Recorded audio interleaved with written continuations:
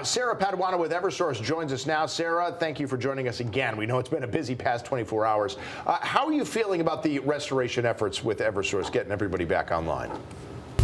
Hi, good evening. Thank you for having me back on. So we've been making steady progress throughout the afternoon as we've seen those winds start to weaken. We've been taking on less damage. So right now, we are, as you said, about just under 6,000 customers statewide without power. And as of 4 o'clock, we've restored more than 26,000 customers. So we are making good progress, and our crews will continue working until every customer has their power back.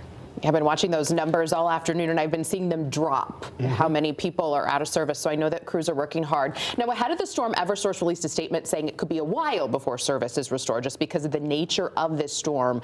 Can you give us an update on that? Are you still expecting days before full restoration in some cases? So we are entering those later stages of the restoration now where we're not taking on as much damage. And so we're getting to those later outages, the remaining ones that may be more labor intensive and time consuming. So for example, we could have multiple crews working at one location to repair damage for hours. And once they complete that, it only brings back power to one customer. So there will be a lot of those types of outages remaining, especially in rural areas where it may take some time for our crews still to access those areas. So we will be working on some more of those single customer outages as we get into the later parts of this restoration. And that's why you may not see the numbers drop on the outage map as quickly as they have been. Lastly, while we have you, Sarah, what do you want to tell customers either who are without power or people who are just driving around and noticing those linemen out there hard at work? What's your message to them? Just that our team, both in the field and behind the scenes, we're committed to staying on the job throughout the evening and into tomorrow until every customer has their power back on.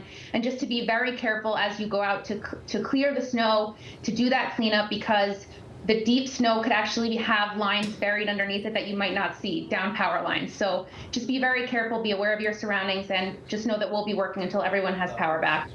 All right. Thank you, Sarah Paduano. Thank you so much for your time. Thank you.